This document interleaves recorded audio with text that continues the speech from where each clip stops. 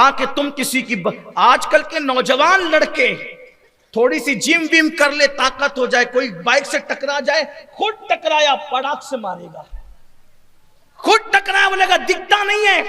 جوانی کے نشے میں کسی پہ ظلم نہیں کرنا۔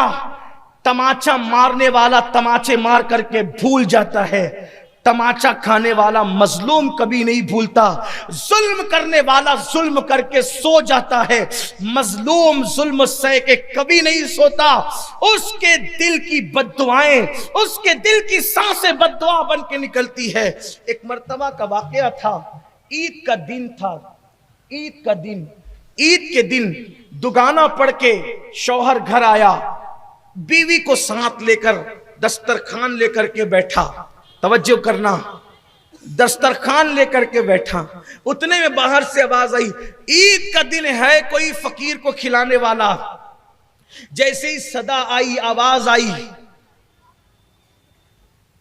عید کا دن تھا، اس نے کہا یار کیا لوگ ہیں، عید کے دن بھی چلے آتے ہیں بھیک مانگنے کے لیے، اور اپنے نوکروں سے کہا اس کو دھکے مار کے بھگاؤ، یہ جو ہے نکالو باہر، دھکے دے کے نکالو۔ اب اس کو دھکا جی، اب نوکروں کو تو حکم تھا، نوکر نے جو دھکا دیا وہ گر پڑا۔ جب وہ گر پڑا تو اس نے گرتے گرتے کہا مولا اس کو اپنی دولت پر بڑا گھمنڈ ہے، غرور ہے اس کو اپنی دولت پر، چھین لے اس سے اور مجھے دے دے۔ کیا کہا؟ چھین لے اس سے اور مجھے دے۔ بددعا دی اس نے، مظلوم تھا وہ تو چلا گیا، خدا جانے پھر کہاں گیا۔ دن گزرتے گئے، اس کا دھندا ڈھپ ہوتا گیا، ریورس گیئر لگا اس کو۔ آپ اپنی زبان میں کہتے ہو نا ریورس گیئر، ریورس گیئر۔ اگر آپ کو بھی کبھی کاروبار کے معاملے میں، عزت کے معاملے میں، ترقی کے معاملے میں کبھی ریورس گیئر لگے، یعنی الٹی گنتی آپ کی شروع ہو، تو کبھی بیٹھ کے سوچنا کہ کسی کا دل تو نہیں دکھایا۔ میں لکھ کر دیتا ہوں گارنٹی کے ساتھ، جب تک آپ کسی اہل دل کا دل نہیں دکھاؤ گے تب تک آپ کی الٹی گنتی شروع نہیں ہوگی۔ عزت کے معاملے میں، وقار کے معاملے میں، شان کے معاملے میں، دولت کے معاملے میں آپ نے کہیں نہ کہیں چوکی کی ہے، غلطی کی ہے۔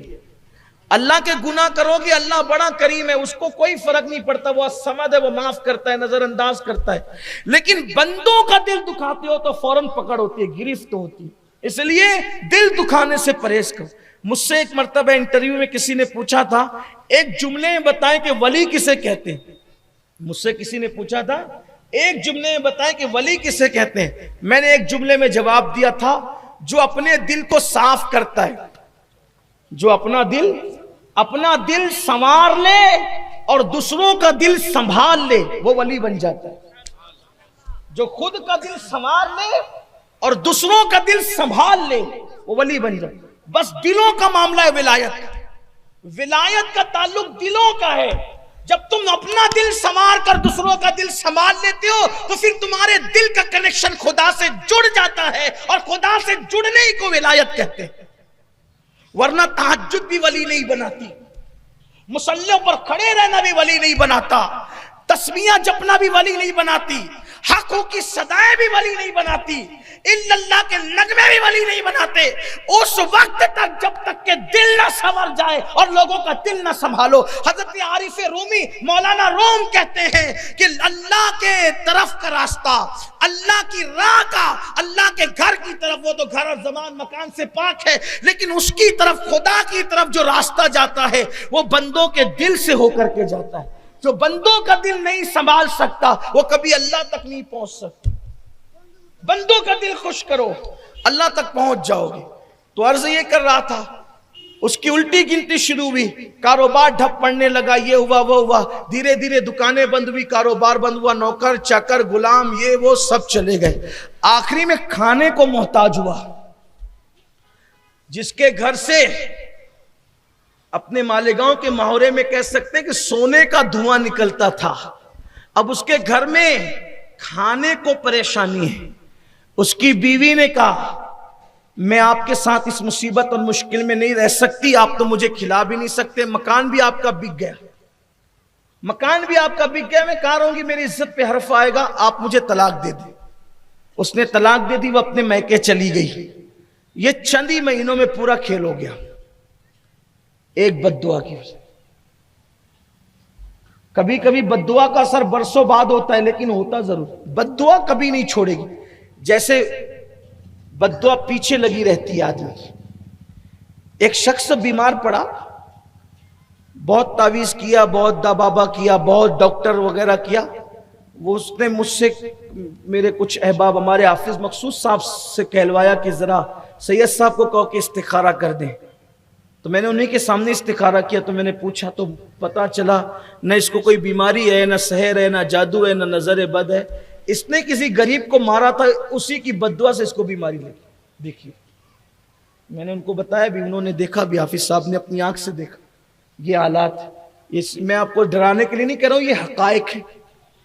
چند مہینوں کے اندر اس کا مکان بکا, نوکر چاکر غلام یہ سب تباہ برباد, بیوی بھی خوبصورت گئی. اب یہ بندہ مانگنے لگا بھیک. توجہ, یہ جو سیٹھ صاحب تھے وہ بھیک مانگنے لگ گئے. اب اور جب بھیک مانگنے لگے کیا ہوا پتہ ہے؟ پھر عید آئی. وہ عید آئی, اسی دروازے پر ایک فقیر آیا اور کہتا ہے آج عید کا دن ہے, کوئی کچھ کھلا سکتا ہے؟ اسی مکان میں, جو مکان کل تک کسی اور کا تھا آج کسی اور کا ہے, اسی مکان میں دونوں میاں بیوی بیٹھ کر دسترخوان سجا رہے تھے کھانا کھانے کے لیے عید کے دن. جیسے آواز آئی ہے کوئی فقیر کو کھلانے والا. اس مکان کے مالک نے کہا بی بی اٹھو اور پہلے اس کو کھلاؤ, بعد میں ہم کھائیں گے. اٹھو, اپنے ہاتھ سے اس کو کھانا دو, وہ فقیر کو, پھر ہم, آج عید کا دن ہے. جیسے ہی کھانا لے کر کے دروازے پہ گئی, چیخ ماری, کھانا ہاتھ سے گرا, بے ہوش ہو کے زمین پہ گر پڑی. پتہ نہیں اس بھکاری کے چہرے میں کیا تھا کہ یہ مالک مکان کی بیوی بے ہوش ہو کے گر پڑی. پانی کے چھینٹے دیے, ہوش میں آئی. شوہر نے پوچھا بی بی میری جان, میرے گھر کی آبرو, میرے گھر کی ملکہ, کیا ہوا؟ کیوں پریشان ہو گئی, کیوں بے ہوش ہو گئی, تکلیف کیا ہے تمہیں؟ اس فقیر کے چہرے میں کیا دیکھا؟ وہ جو فقیر تھا نا بھیک مانگنے کے لیے, یہ مکان اسی کا تھا پچھلے سال عید کے دن, اور اس وقت میں اس کے نکاح میں تھی, وہ میرا شوہر تھا. پچھلے سال عید کی بات ہے, مکان یہ اسی کا تھا, وہ میرا شوہر تھا, بہت مالدار تھا, بہت اللہ نے دولت سے نوازا تھا. پچھلے سال عید پر اسی وقت ہم کھانا کھانے بیٹھے تھے, ایک فقیر آیا تھا بھیک مانگنے کے لیے, اور وہ بھیک مانگا تو اس نے کہا دھکے دے کے نکال دو. جیسے ہی نوکروں نے دھکا دیا وہ گر گیا. گرتے گرتے اس نے کہا اللہ اس نے مجھ پہ ظلم کیا ہے, اس کی دولت چھین کر مجھے دے. پھر پتہ نہیں وہ فقیر کہاں چلا گیا. اس نے کہا کہ تمہیں بتا دوں, وہ فقیر میں ہی تھا. اس دن کے بعد سے اللہ نے مجھے ترقی دی اور آج اللہ نے مجھے اس مقام پہ پہنچا دیا. تو دیکھو بد دعا یہاں تک پہنچاتی.